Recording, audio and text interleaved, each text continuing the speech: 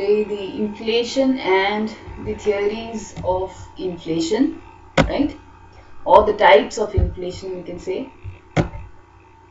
So क्या बता रहे हैं ये आपको, ये पिक्चर्स क्या बता रहे हैं? The pictures are telling something, right? So here's the coffee mug, right?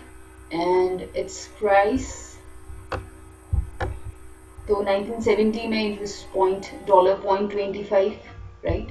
Then in 1980 it went up to $0.45, and in 1990 it went further up by $0.75, then $1 in 2000, and in 2010 1.25, and in 2019 it is $1.59.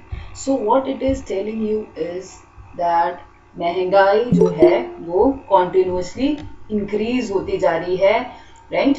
What is happening, आपको वही same coffee के लिए, cup of coffee के लिए पैसे जो है ज्यादा पे करने पड़ रहे हैं. So what is happening, the purchasing power of money is being declining.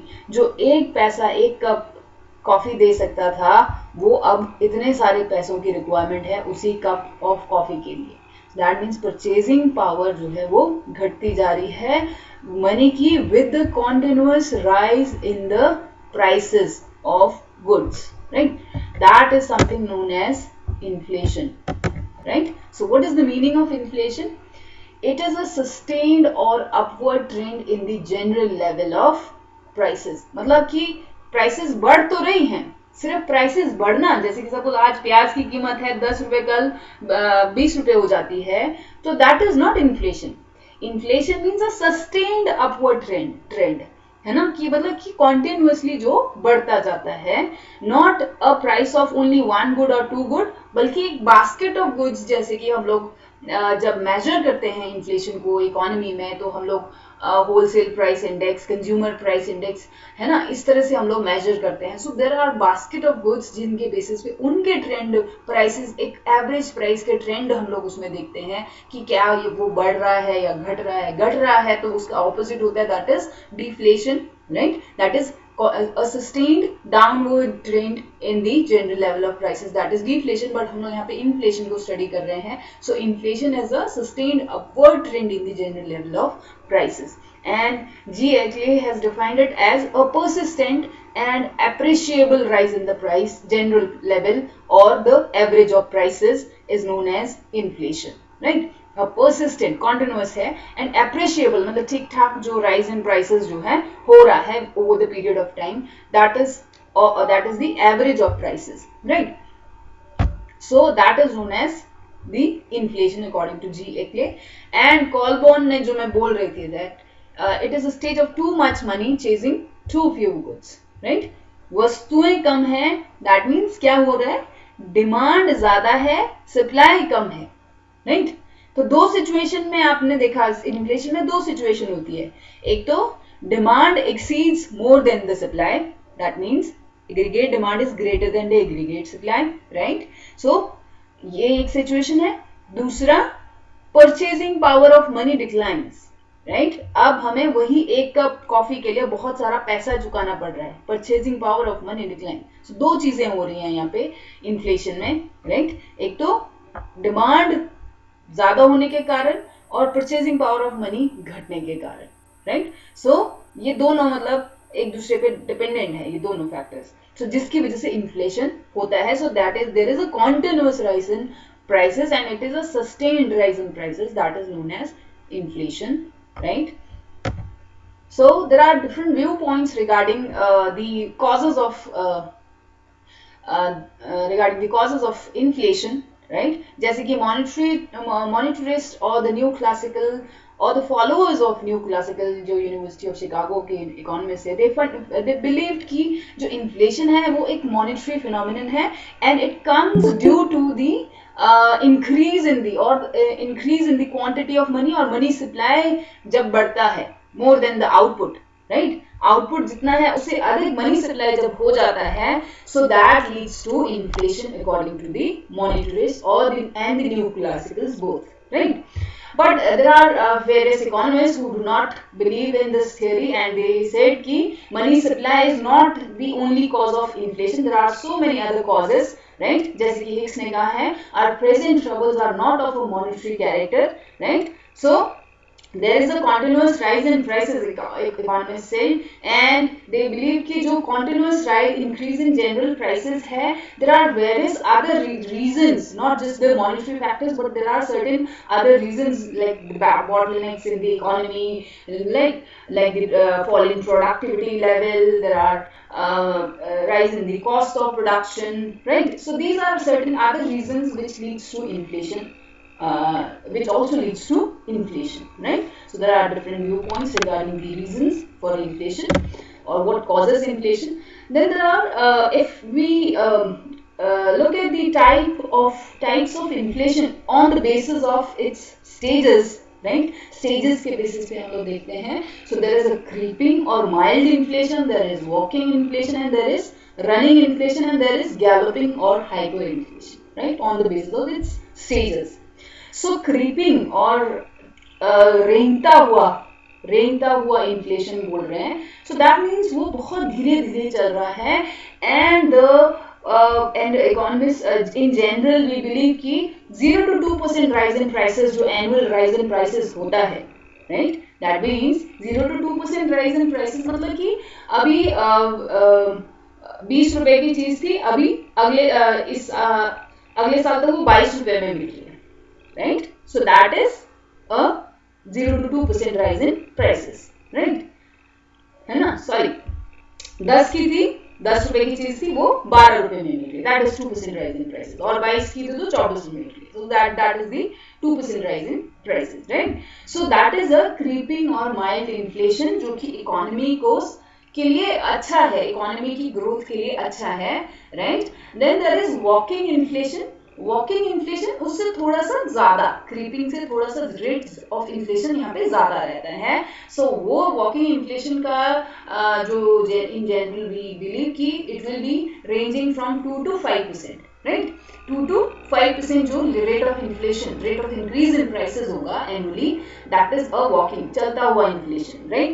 सो ये जो दोनों टाइप ऑफ इन्फ्लेशन है, about 2 inflation types of stages, जो क्रीपिंग एंड वॉकिंग, इसको इकोनॉमिस्ट बिलीव कि ये इकोनॉमी के लिए एक मॉडरेट राइज इन प्राइसेस है, and which is beneficial for the economy. क्योंकि जब प्राइस राइज होते हैं, प्राइसेस राइज होते हैं, तो इकोनॉमी को इससे बेनिफिट इस सेंस में होता है कि इन्वेस्टर्स को आगे और मोटिवेशन होती है, क्योंकि एक्सपेक्टेशन ऑफ प्रॉफिट बढ़ते हैं जब प्राइस राइज होता है. एक्सपेक्टेशन ऑफ प्राइसेस बढ़ेंगे तो ऑब्वियसली प्रॉफिट उनका बढ़ने के चांसेस हैं, तो वो और निवेश करेंगे और लोगों को एम्प्लॉयमेंट देंगे और लोगों की नेशनल आउटपुट बढ़ेगी, नेशनल इनकम बढ़ेगा, right? As a whole economy will start growing. So that is considered as a good sign for the economy. So ये दोनों तरीके को हम लोग मॉडरेट इन्फ्लेशन रेट बोलते हैं. देन उसके बाद आता है रनिंग इन्फ्लेशन, भागती हुई, दौड़ती हुई inflation. So it is the rate ranging from 5 to 10% annual increase in the level of prices, right? 5 to 10% जो रेट ऑफ इन्फ्लेशन है, that is running inflation. Now it is not good for the economy. Economist बोलते हैं ये एक alarm है जहाँ पे हम लोगों को यहाँ पे इसको कंट्रोल करना चाहिए, राइट? कंट्रोल नहीं करेंगे तो it will lead to hyperinflation और गैलोपिंग इन्फ्लेशन, जो कि बहुत ज्यादा होता है. It is generally believed to be more than 10% annually, right? About 10% जो annual rise in prices होने लग जाएगा, right? over a period of time, तो that is galloping और hyper inflation बहुत ज्यादा, जहाँ पे कि मतलब अभी 50 रुपए की मिल रही थी, अगले ही टाइम वो 100 रुपए की मिल रही है ना? मतलब कुछ ही टाइम में प्राइसेस जो है डबल ट्रिपल ऐसे मल्टीप्लाई करते जा रही है. दैट इज गैलोपिंग और hyper inflation, inflationary situation.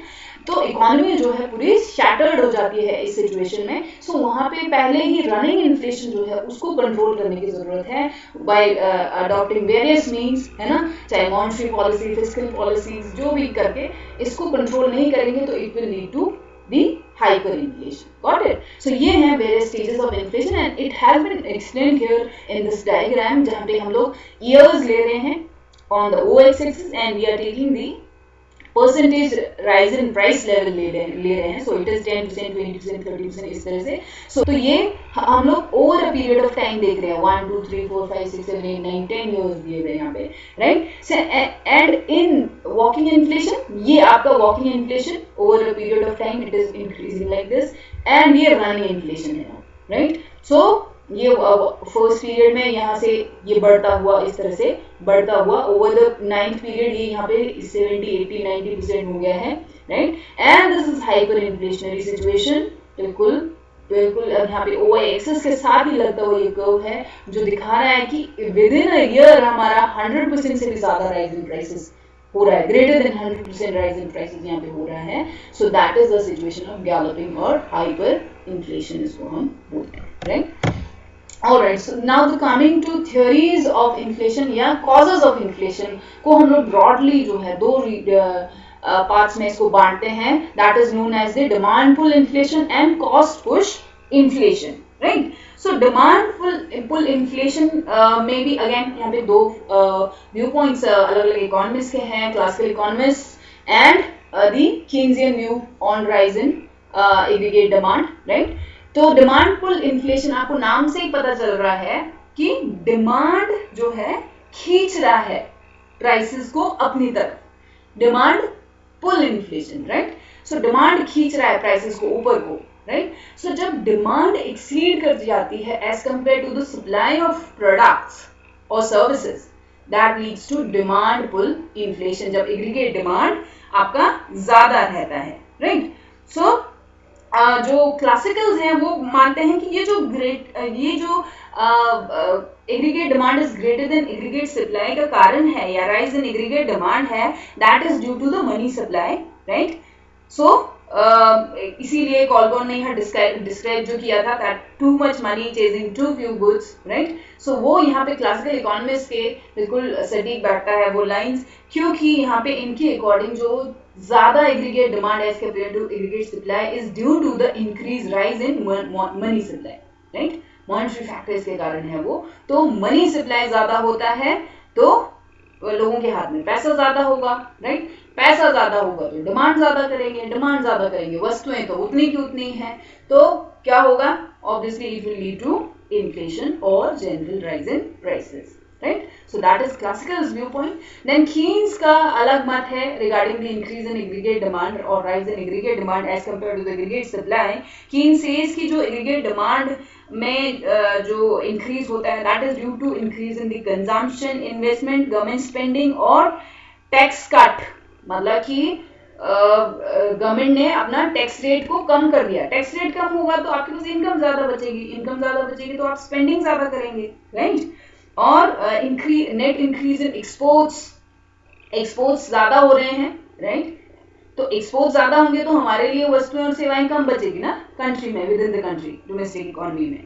So obviously it will also lead to shortage of goods and supply, right. तो डिमांड तो है लोगों की, ऊपर से एक्सपोर्ट के रेवेन्यू भी आ रहा है, उससे भी लोगों को आय ज्यादा बढ़ रही है और डिमांड करेंगे.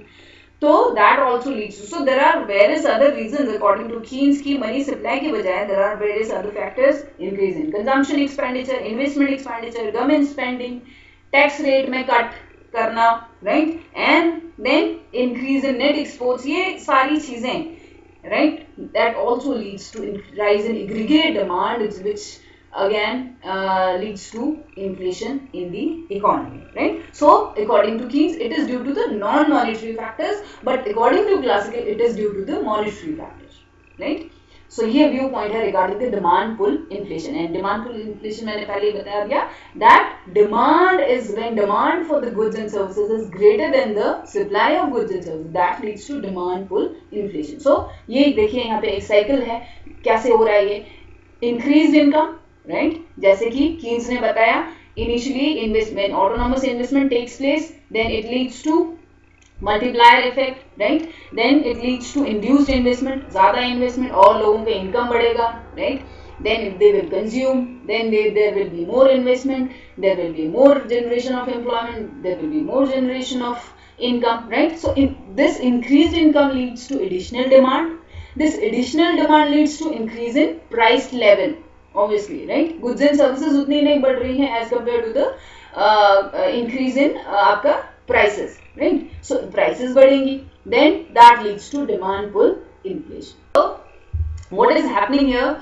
So initially जो aggregate demand का curve है, that is AD0, right? AD0 is the aggregate demand का curve, right? And OI axis में हमने price level लिया है, and यहाँ पे हमने output लिया है, that is aggregate supply and aggregate demand, right? So this is the aggregate supply का curve, right? Which is parallel to the OX axis till here, then it moves upward, है ना?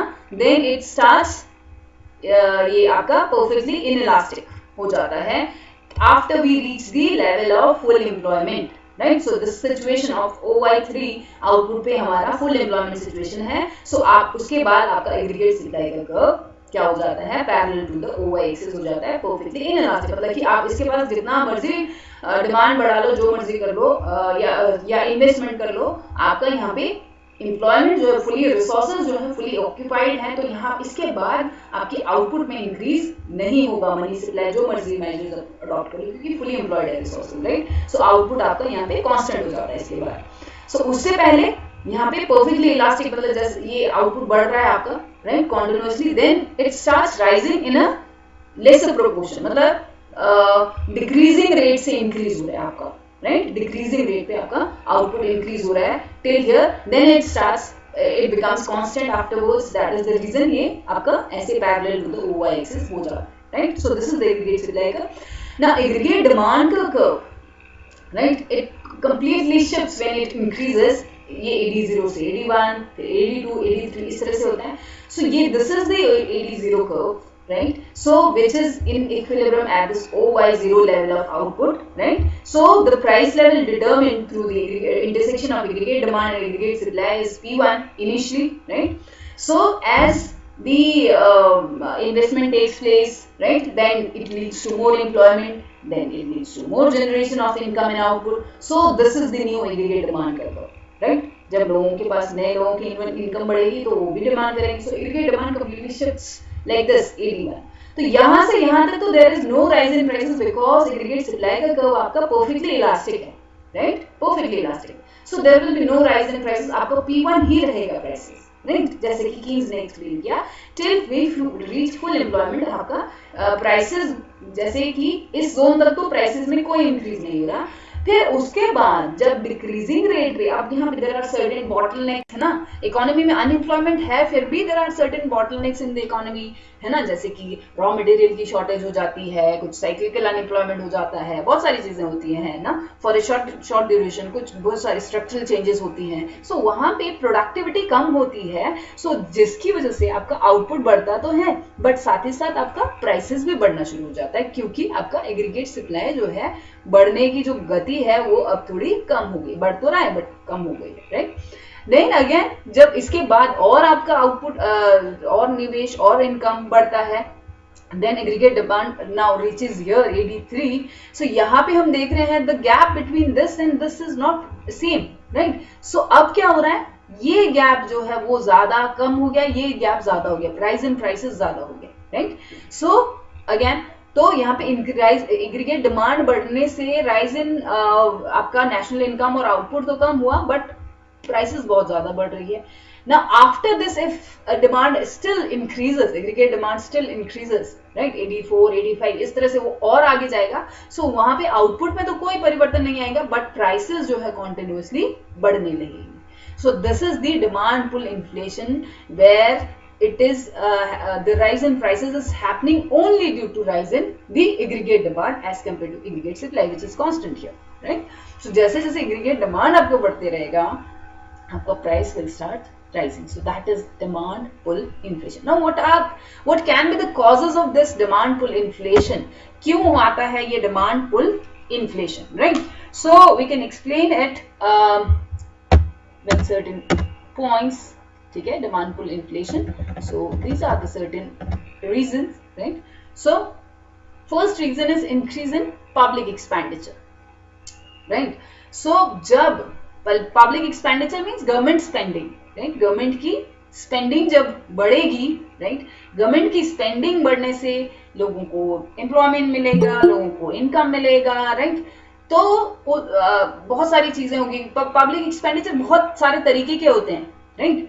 सो सिर्फ निवेश ही नहीं करती है गवर्नमेंट, और भी चीजें करती है जिसकी वजह से लोगों को कहीं ना कहीं से इनकम जनरेट होगा, तो which leads to increase in demand, right? And that increase in demand leads to increase in the level of prices, right? So that is a reason, that can be a reason for demand pull inflation.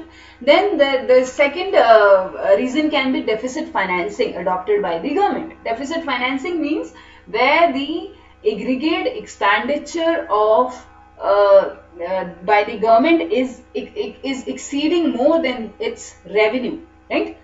When the government expenditure is exceeding more than increase the government की revenue, that leads to deficit financing. अब जब आप budget बना रहे हैं, आपका है खर्चा ज्यादा है, आपके रेवेन्यू सोर्सेस कम है, तो आप क्या करेंगे? गवर्नमेंट क्या करेगी? Government will resort to borrowing करेगी। कहां से करेगी? गवर्नमेंट का बैंक कौन सा होता है? RBI, central bank, right? Indian economy की कॉन्टेक्स्ट में बात कर रही हूँ तो it is RBI. So central bank से जब वो बोरो करेगी तो सेंट्रल बैंक के पास खजाना थोड़ी है, वो क्या करेगी? प्रिंट करेगी, करेंसी प्रिंट करेगी, नई करेंसी प्रिंट करेगी। सो करेंसी प्रिंट करेगी तो इकोनॉमी में गवर्नमेंट जब उसको लेगी, है ना, तो it will circulate in the economy, money supply economy में बढ़ जाएगा, right? So this will generate a pressure on the demand, right? जब डिमांड बढ़ेगा मनी सप्लाई के साथ, it will automatically leads to the rise in prices और demand pull inflation उसकी वजह से आएगा, right? Then the second reason can be cheap monetary policy. Now cheap monetary policy, central bank और the government चाहती है कि इकोनॉमी में जो मनी सप्लाई है वो ज्यादा हो, राइट? मनी सप्लाई ज्यादा इन द सेंस कि इकोनॉमी लिक्विडेशन ज्यादा हो, ताकि लोग जो है लोग कंज्यूम ज्यादा कर सकें, निवेश ज्यादा कर सकें। सो उसके लिए जो there are various means, right, at the disposal of the central bank. अब वो गवर्नमेंट डायरेक्ट तो नहीं करती है, सेंट्रल बैंक के थ्रू करेगी, मॉनेटरी पॉलिसी जो भी करेगी। तो सेंट्रल बैंक क्या करेगी? अपना CRR, SLR, है ना, वो सब हम पढ़ चुके हैं, तो CRR कम कर देगी, है ना, that is cash reserve ratio कम कर देगी, तो बैंक्स के पास ज्यादा पैसा बचेगा। SLR कम कर देगी, स्टैट्यूटरी लिक्विडिटी रेशियो, जो बैंक्स अपने पास खुद रखती हैं, कमर्शियल बैंक, वो भी घट जाएगा, तो वो और ज्यादा पैसे होंगे बैंक के पास, पैसे आगे लोन जनरेट करने को, तो और ज्यादा मनी सप्लाई इकोनॉमी में बढ़ेगा। Then it can reduce the repo rate. Repo rate is the rate at which central bank lends to the commercial banks. Commercial banks को जिस रेट पे सेंट्रल बैंक उधार देती है उसको बोलते हैं रेपो। रेपो रेट कम करेंगे तो ऑटोमेटिकली क्या होगा? बैंक्स भी अपना रेट ऑफ इंटरेस्ट जो पब्लिक को देती है वो कम कर देंगे, तो लोग और डिमांड करेंगे कि चलो रेट ऑफ इंटरेस्ट घट गया, पहले 10% था अभी 6% में मिल रहा है, चलो जो हम भी लोन लेते हैं, हम भी चलो गाड़ी खरीद लेते हैं लोन लेके, या घर बना लेते हैं लोन लेके, या कोई बिजनेस स्टार्ट कर देते हैं, राइट? सो इकोनॉमी में जब money supply cheap monetary policy की वजह से बढ़ेगा तो automatically it will lead to more demand, then again it leads to inflation in the economy, right? Then the fourth reason can be increase in disposable income or the reduction in taxes. जब economy में जो लोगों के पास disposable income कब बढ़ता है? जब हम लोग अपनी इनकम में से हम लोग जब टैक्सेस को रिड्यूस कर देते हैं, जो भी फीस, फाइन्स एंड टैक्सेस को डिडक्ट कर देंगे, तो that what is left is disposable income, जो कि हम अपनी मर्जी से जैसे चाहे खर्च कर सकते हैं। तो टैक्स रेट कम हो जाएगा। सपोज पहले आप 10% टैक्स रेट दे रहे थे, अब आपकी टैक्स रेट जो है 5% हो गई है। अब आप 5%, मतलब जो एक्स्ट्रा 5% आपका इनकम बच गया, वो आपके पास इनकम ज्यादा हो गया तो आप डिमांड ज्यादा करेंगे, खर्च मतलब एक्सपेंडिचर अपना ज्यादा करेंगे, तो ऑब्वियसली डिमांड बढ़ेगी तो again it leads to rise in prices. Then black money, जो इकोनॉमी में black money is that money which is unaccountable, which is unaccounted, मतलब कि सरकारी जो उसमें कोई उसका ब्यौरा ना हो, that is black money, right? कि मतलब कि टैक्स को छुपाने के लिए कई लोग अपने इनकम कम बताते हैं, है ना। अब सैलरीड इंसान तो वो नहीं कर सकता क्योंकि गवर्नमेंट ही सैलरी दे रही है, बट कई जो लोगों को कई लोग जो है अब जो बिजनेस कर रहे हैं या शॉपकीपर्स हैं, वो जानबूझ के अपने टैक्स से बचने के लिए बोलेंगे कि नहीं जी मेरी इनकम तो 2 लाख है, हो रही होगी 5 lakh suppose, right, annual monthly, तो वो बोलेंगे 2 लाख, तो वो 3 लाख उनका अनअकाउंटेड मनी है जो कि ब्लैक मनी कंसीडर होता है। सो वो ब्लैक मनी जो इकोनॉमी लोगों गवर्नमेंट को पता नहीं है कि वो मनी है, एग्जिस्ट कर रहा है, क्योंकि उनके पास है नहीं उसका कोई भी, है ना, प्रूफ। तो गवर्नमेंट तो अपने जितना मनी है इकोनॉमी में उसके अकॉर्डिंग पॉलिसीज बनाएगी। सो ये ब्लैक मनी जब इकोनॉमी में सर्कुलेट होगा, it will lead to increase in prices, again increase in demand of the goods, which will lead to again rise in prices, right. Then there is increase in investment, जब निवेश बढ़ेगा तो it will leads to increase in the demand for capital goods की demand बढ़ेगी तो उनकी prices भी बढ़ेगी, राइट। सो एग्रीगेट डिमांड में हम लोग यहाँ पे सिर्फ कंज्यूमर गुड्स की बात नहीं कर रहे, कैपिटल गुड्स, सारे गुड्स की बात, इन्वेस्टमेंट एक्सपेंडिचर, कंजम्पशन एक्सपेंडिचर, ये सारी बातें कर रहे हैं एग्रीगेट डिमांड में। तो ऑब्वियसली जब इन्वेस्टमेंट इन एक्सपेंडिचर बढ़ेगा, कैपिटल की गुड्स की प्राइसेस बढ़ेगी, that also leads to increase in the level of prices, क्योंकि वही कैपिटल गुड्स अब जब मैन्युफैक्चरिंग यूनिट्स में जब इनकी प्राइसेस बढ़ेंगी तो ऑब्वियसली वो कॉस्ट में शामिल हो जाएगा कहीं ना कहीं से, राइट। सो निवेश बढ़ने से भी डिमांड पुल इन्फ्लेशन आता है। देन इंक्रीज इन पॉपुलेशन, अगर सपोज मेरे पास 2 बच्चे हैं पहले, राइट। अब 2 बच्चे हैं तो मेरे को 100 रुपए से जेब खर्चे से हो जाता है, राइट। या हमारा 10,000 में मंथली गुजारा हो जाता है for example, right.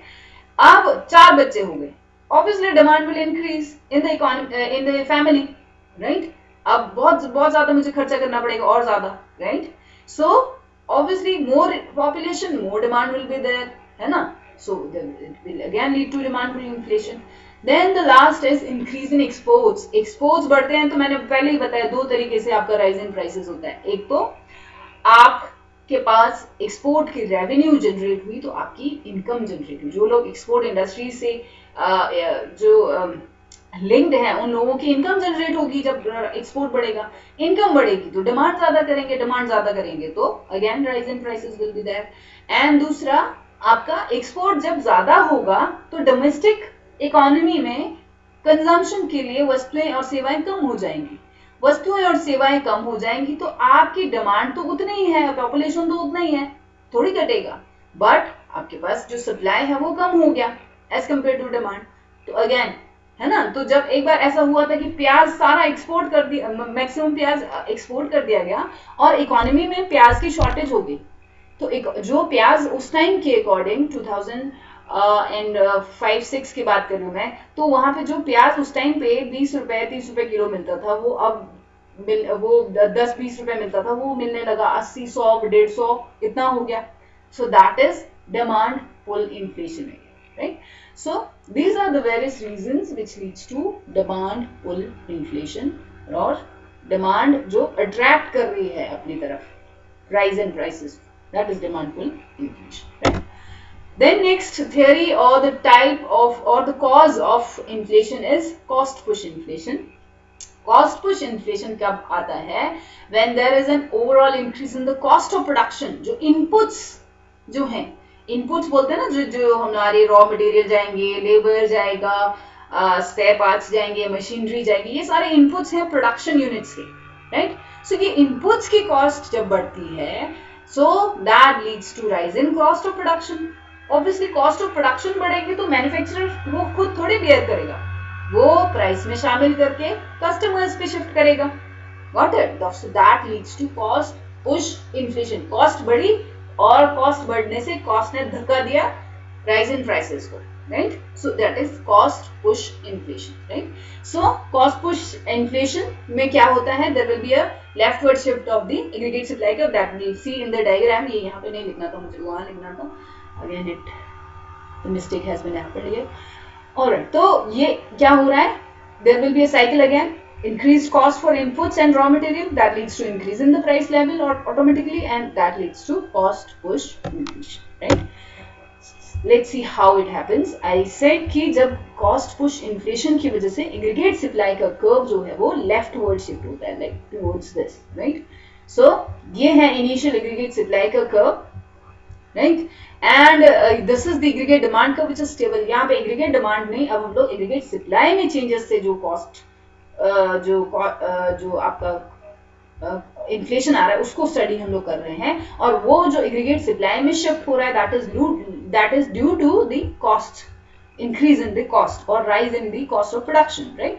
So cost of production जब बढ़ता है तो aggregate supply obviously वो leftward मतलब कि वो कम होते जा रहा है, right?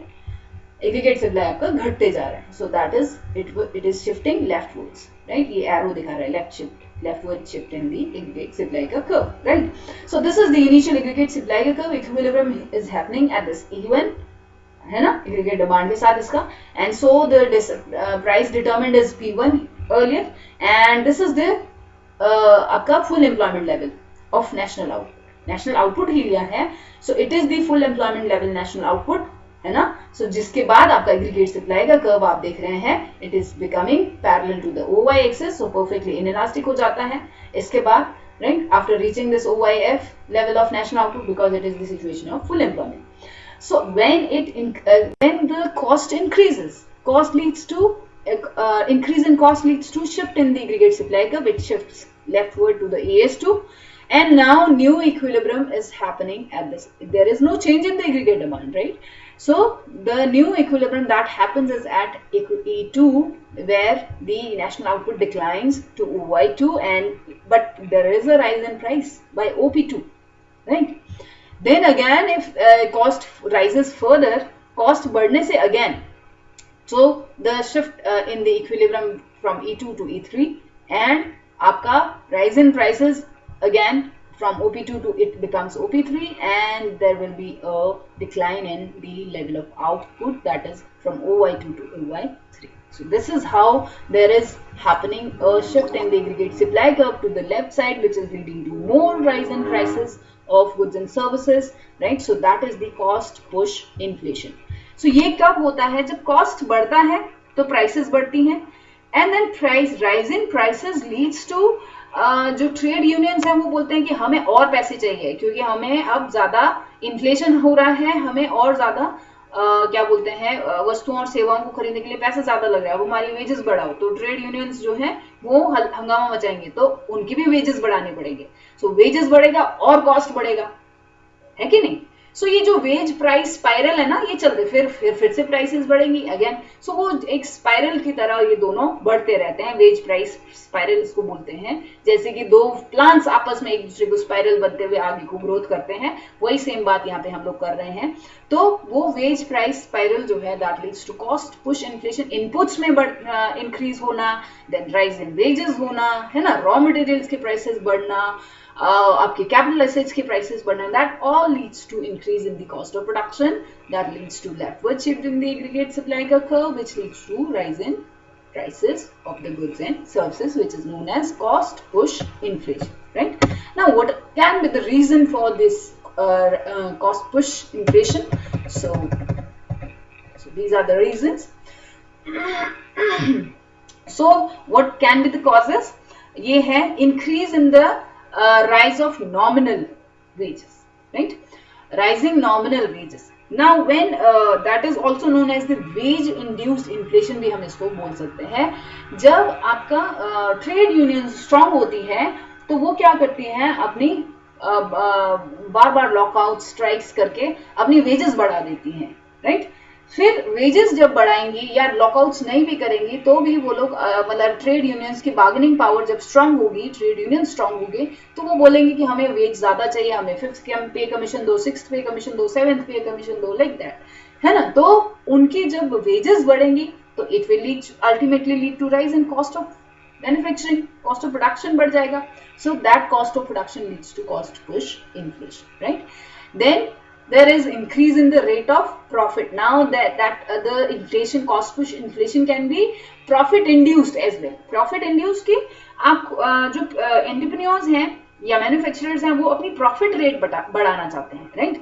सो प्रॉफिट रेट बढ़ाना चाहते हैं तो ऑब्वियसली वो अपना प्रॉफिट का मार्जिन ज्यादा रखने के लिए प्राइस में उसको शामिल कर देंगे, है ना. जो 10 रुपए की थी उसको बोलेंगे हाँ हम अपना कॉस्ट मार्जिन उन्होंने 2 रुपए एक्स्ट्रा और रख दिया, कॉस्ट भी शामिल है उसमें ऑलरेडी, जो इनपुट्स की कॉस्ट भी शामिल है 10 रुपए में, फिर भी उन्होंने उसका प्राइस रख दिया 12 रुपए, right? So that is due to the cost push inflation leads to cost push inflation due to the increase in rate of profit as well, और प्रॉफिट इंड्यूस्ड इन्फ्लेशन भी उसको हम बोल सकते हैं. Then when there is an increase in cost of the key inputs, जो required inputs होती हैं जो कि जरूरी हैं, जैसे कि जैसे कि सपोज ऑयल की बात, क्रूड ऑयल की बात करें, जो क्रूड ऑयल है, क्रूड ऑयल हम लोग एक्सपोर्ट करके हम लोग उससे पेट्रोल डीजल ये सब बनाते हैं, और फिर जो पेट्रोल डीजल है वो बहुत सारी चीजों में और यूज होता है ना, not just for the transportation, बहुत सारी। And then when the price of petrol diesel increases, it leads to increase in the prices of transportation. Transportation बढ़ेगा तो आपका सब कुछ बढ़ेगा, क्योंकि हर चीज आपके पास ट्रांसपोर्ट के माध्यम से आ रही है, सारी गुड्स एंड सर्विसेज आपके पास ट्रांसपोर्ट के माध्यम से अवेलेबल होंगी, राइट। सो ट्रांसपोर्टेशन बढ़ेगा, चार्जेस बढ़ेगा, तो आपका ऑब्वियसली आपकी सारी वस्तुओं और सेवाओं की भी, चाहे आटा दाल चावल जो मर्जी, मोबाइल्स फोन्स जो भी आ रहे हैं, कपड़े, सबके भी कॉस्ट इंक्रीज हो जाएगी। सो that is a cost inflation again due to the increase in cost of key inputs, right? Then taxation policy of the government. अब गवर्नमेंट जो है क्या कर रही है, टैक्सेस को रिड्यूस कर, या सॉरी इनडायरेक्ट टैक्सेस की हम लोग यहाँ पे बात कर रहे हैं। सो सेल्स टैक्स है ना, excise duty, import duty, right, ये सारी जो कॉर्पोरेशन टैक्स, एक्सपेंडिचर टैक्स, ये सारी अगर बढ़ा देती हैं तो ऑब्वियसली मैन्युफैक्चरर को ज्यादा टैक्स देना पड़ रहा है, तो वो बोलेगा मैं अपने जेब से क्यों दूं, मैं इसको शिफ्ट कर देता हूं कंज्यूमर पे। सो वो प्राइस राइज करके उसको शिफ्ट कर देगा, right. So taxation policy of the government also leads to rise in cost of production which leads to cost push inflation. Then there can be industrial disputes, है ना, workers और आपका employer में कुछ डिस्प्यूट हो गया वेजेस को लेके, या कुछ और चीज वो लोग डिमांड कर रहे हैं, छुट्टे डिमांड कर रहे हैं, या कोई और चीज डिमांड कर रहे हैं। So there can be industrial disputes which leads to lockouts, है ना, शटडाउन्स। सो उसकी वजह से क्या होता है, आपका इंडस्ट्री में मैन्युफैक्चरिंग बंद हो जाएगा, है ना, और कॉस्ट, सैलरी तो देनी है उनको तब भी, राइट। सो आपका that also leads to decrease in the supply of products और सर्विसेज, राइट। सो वो इंडस्ट्रियल डिस्प्यूट्स की वजह से भी कॉस्ट पुश इन्फ्लेशन होता है। Then technical changes, if technical changes happens, है ना, टेक्नोलॉजी में परिवर्तन, स्ट्रक्चर में परिवर्तन जब होता है, that leads to a time lag वहां पे रहता है। उस टाइम लैग तक वो टेक्नोलॉजी को समझने और उसको ढलने में और ढालने में वक्त लग जाता है, राइट। सो वो रिटर्न जो है इमीडिएट नहीं मिलता है, वो टेक्नोलॉजी अपग्रेड करने वैसी स्किल चाहिए है, उनको ट्रेनिंग देनी पड़ेगी, राइट, उस टेक्नोलॉजी को यूज करने। सो उस टाइम लैग की वजह से वो जो रिटर्न है वो काफी लेट आता है उस टेक्नोलॉजिकल चेंजेस का। So that technical changes also leads to cost push inflation, right. Then declining productivity जब घटने लगती है, उत्पादन क्षमता जब घटने लगती है, obviously production will be less, आपका वेजेस तो उतना ही दे रहे हैं, आपका सैलरी उतना ही दे रहे हैं, but there is a decline in the productivity due to various other bottlenecks in the economy, right? So that also leads to cost push inflation. And the last thing can be that can lead to cost push inflation is natural disasters. If as we know कि our economy is predominantly an agriculture economy, right? तो जो कि nature पे बहुत dependent है, flood आ गया, है ना, रेनफॉल नहीं हुआ, राइट, या कोई बाढ़ आ गया, राइट, या कोई सूखा पड़ गया, अर्थक्वेक आ गया, सो दैट लीड्स टू जो प्रोडक्शन है वो ऑब्वियसली फिर वो सारा खराब हो जाएगा, है ना, फसलें खराब हो जाएगी, राइट। अर्थक्वेक आ गया, इंडस्ट्रियल किसी यूनिट में भी अर्थक्वेक आने से वो सारा खराब हो गया, तो ऑब्वियसली वो प्रोडक्शन बंद हो जाएगा, या उत्पादन जो हुआ था वो खराब हो जाएगा, there will be a less production, है ना। कॉस्ट तो एक डाल दिया, but there is a so उससे shortage of goods and services हो जाती है, तो that shortage of goods and services again leads to cost push inflation due to these natural disasters, right? So these are the various reasons of cost push inflation. Then the last thing can be how we can control this inflation. There can be various measures in the hands of government, जो कि monetary policy हो सकती है, आपका fiscal policy, there can be the government also leads to other measures, है ना।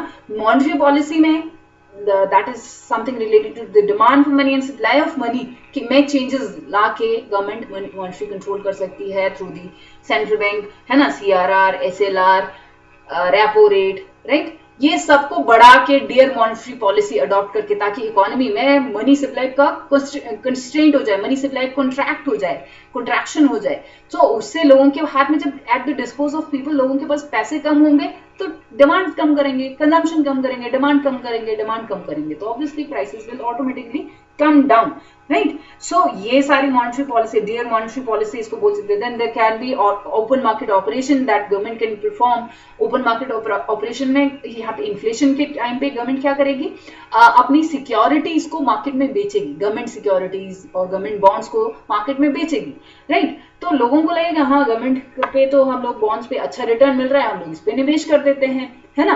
तो पैसा जो ऑटोमेटिकली गवर्नमेंट के हाथ में चला जाएगा, तो इकोनॉमी में मनी सप्लाई फिर से कम हो जाएगा और वस्तुओं और सेवाओं की डिमांड कम हो जाएगी. That again leads to the fall in prices. तो इन्फ्लेशन इस तरह से भी कर्व किया जा सकता है, right? So there can be other qualitative measures. Monetary policy में there are quantitative measures जो कि CRR, SLR, repo rate इनमें changes करके लाए जा सकते हैं. Then there can be qualitative measures, है ना? Various qualitative measures that will study deeply in the monetary policy section, right? So उसको बाद में पढ़ेंगे हम लोग. Then fiscal policy में fiscal policy गवर्नमेंट की expenditure और रेवेन्यू से रिलेटेड जो पॉलिसीज होती हैं, टैक्सेस से रिलेटेड पॉलिसीज, आपकी गवर्नमेंट की एक्सपेंडिंग से रिलेटेड पॉलिसीज, पब्लिक डेब्ट से रिलेटेड पॉलिसीज, इन पॉलिसीज के द्वारा जैसे कि गवर्नमेंट अपने पब्लिक एक्सपेंडिचर कम करके इन्फ्लेशन को कंट्रोल कर सकती है, राइट? गवर्नमेंट टैक्स रेट्स को बढ़ा के लोगों के हाथ में डिस्पोजेबल इनकम कम रख के अपने इन्फ्लेशन को कंट्रोल कर सकते हैं. So there are various measures under the fiscal policy जिसके द्वारा इन्फ्लेशन को कंट्रोल किया जा सकता है. Then there are other measures at the disposal of the government, जैसे कि प्रोडक्शन को इंक्रीज करके या स्टिमुलेशन देके कि प्रोडक्टिविटी इनहांस हो, सो उससे ऑब्वियसली सप्लाई भी बढ़ेगा with the increase in the demand, है ना? या फिर जो इम्पोर्टेंट और एसेंशियल गुड्स होती हैं उनकी राशनिंग करके जो मिडिल इनकम ग्रुप और लो इनकम ग्रुप हैं या पुअर पीपल हैं उनको राशनिंग करके, राशनिंग में वो चीजें प्रोवाइड करके और डायरेक्ट प्राइस कंट्रोल करके भी गवर्नमेंट ये सब चीजें कर सकती है, राइट? या एक रैशनल वेज पॉलिसी कि भाई बार बार निरंतर वेजेस ना बढ़ते रहें, है ना, जिससे कि कॉस्ट पुश इन्फ्लेशन आ सकता है. सो एक रैशनल वेज पॉलिसी अडॉप्ट करें. सो ये सारी चीजें आपके इन्फ्लेशन को कंट्रोल करने के मेजर्स हो सकते हैं, right? So that is it.